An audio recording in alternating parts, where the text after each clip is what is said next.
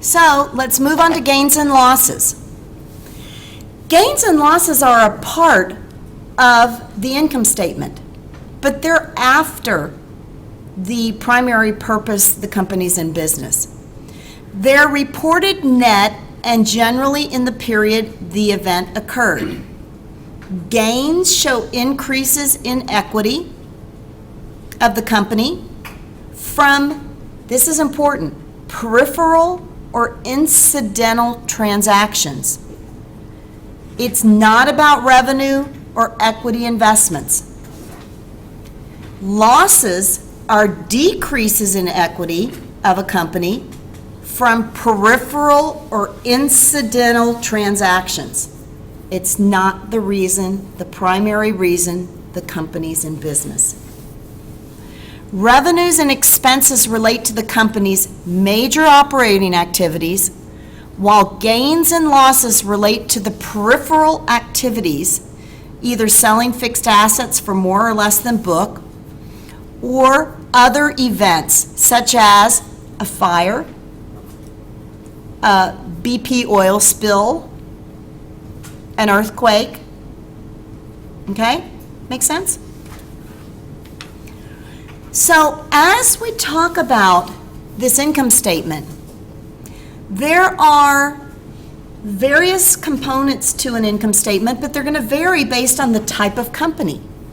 So a service industry isn't going to have inventory.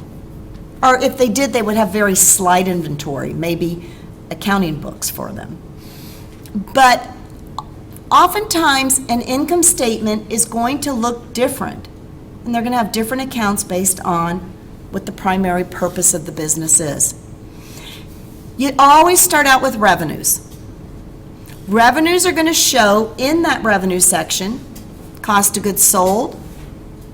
A part of it, they're going to show then operating expenses, other operating income, gains and losses.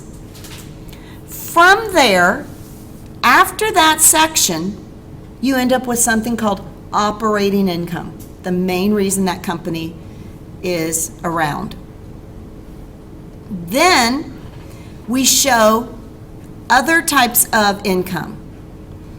We might have interest income, we might have other sources of income from their operations. But along with that, then you're going to have it offset with interest expense.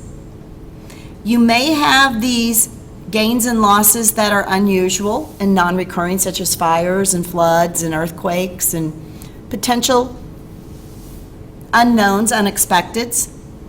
And then also, you're going to have the income taxes that are associated with the company. After that, we end up with income from continuing operations. Then we're going to have anything related to discontinued operations, discontinued components or subsidiaries, disposing those subsidiaries. So that's in after our operating income and income from continuing operations. Then after that, we'll end up with extraordinary items. Then we've got our bottom net income. And usually we will show the earnings per share. We're going to go through problems, guys, so hang in there with me, okay? Because this feels overwhelming. It's like, where's it fit? We'll go through all that. There's two methods of preparing an income statement. I'm sure you covered this in Principles 1 and 2.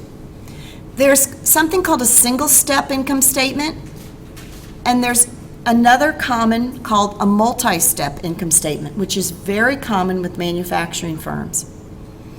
So in the single step, there's basically two groups. All your revenues get clumped together and all your expenses get clumped together. But the multi-step, which is much more common to see, is where it lays out the income from continuing operations, and in doing that, we'll show gross profit. So basically what happens is you start with your revenues, then you go through the cost of goods sold to come up with gross profit. So you see what came in, the cost of those items specifically sold to come up with your gross profit. Then from there, you go through all your operating expenses to come up with operating income. And then we'll add the various income from continuing operations. Single step, all revenues are combined, all expenses are combined. Just know that. Multiple step is where you see the gross profit. They break it down much more in a detail. So as you see here, this is a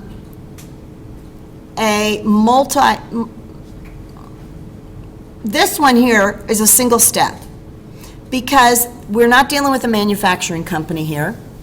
We're showing all the revenues combined. Do you see up there the interest and dividend revenues are up there with just normal interest income, and dividend income is up there with revenues?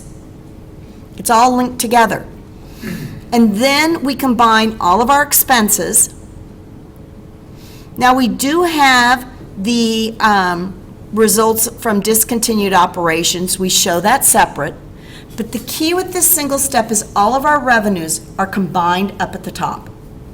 Okay? It's not just revenues and then we show our income, investment income separately. They're all combined together. This is the single step. Here's the multiple step statement. As you see here, it's more involved. There's a greater level of complexity to this. We start with our revenue, then from there, after our sales returns and allowances and discounts, we come up with our net sales revenue. After that, we calculate our cost of goods sold to give us our gross profit. From there, we take all of our operating expenses, and then we have an operating income. After that, do you see how then we have other items?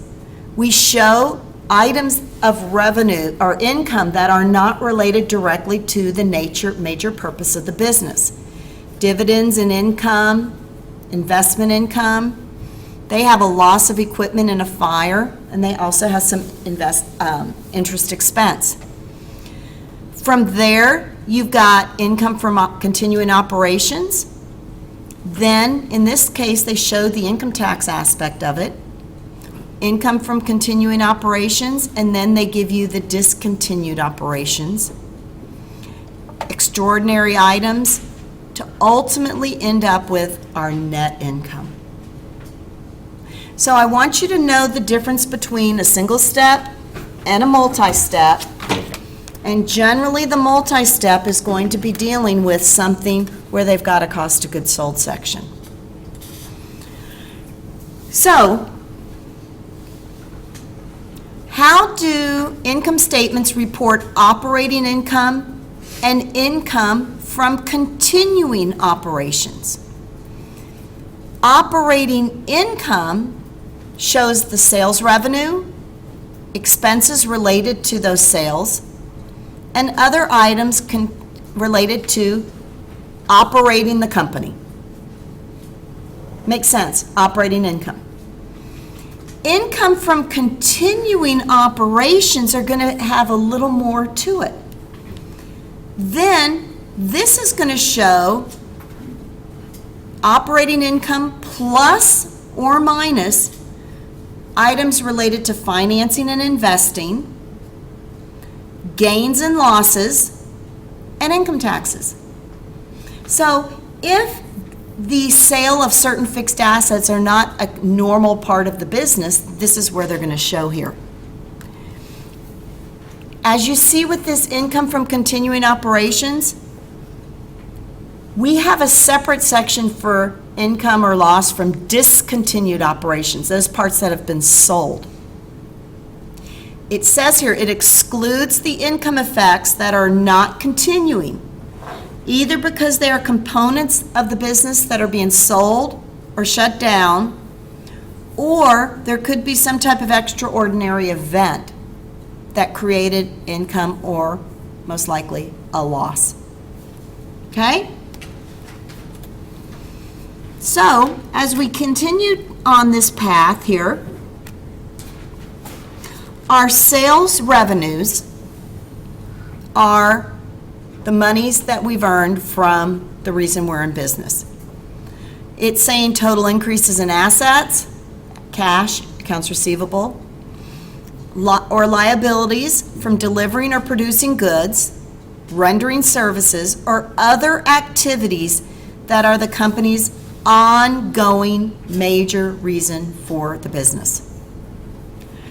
Now, net sales, or we could call them net revenues, show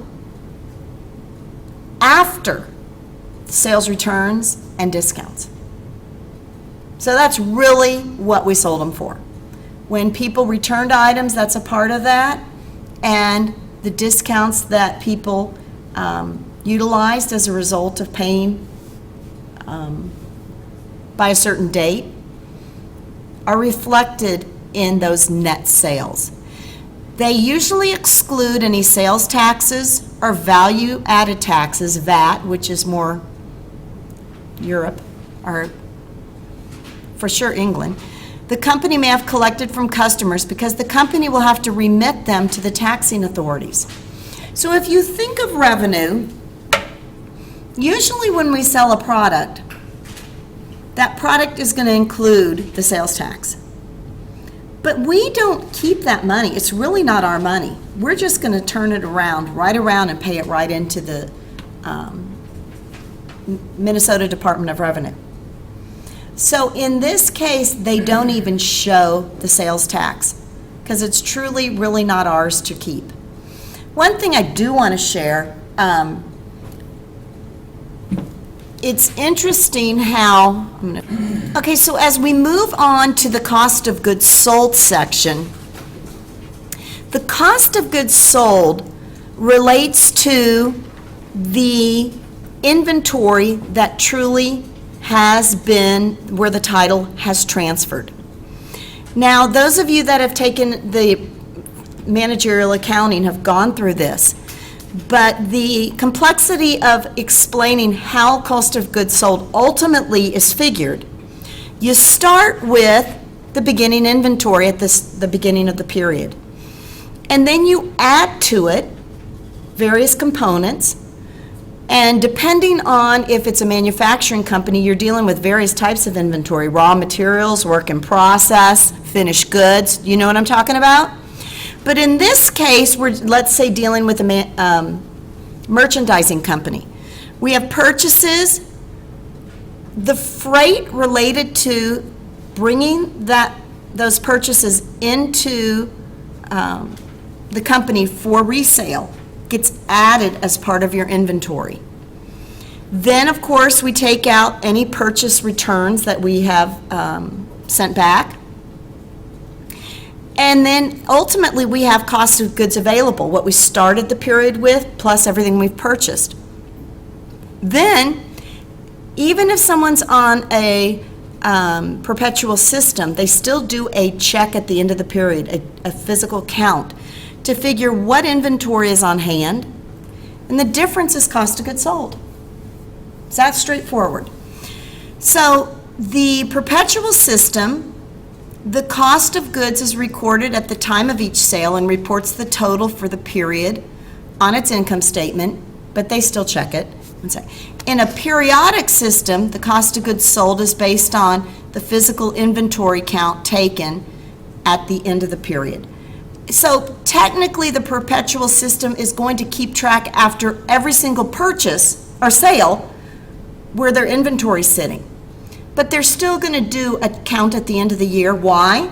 Because things walk off, things are broken, so they will still need to adjust their inventory. Yes?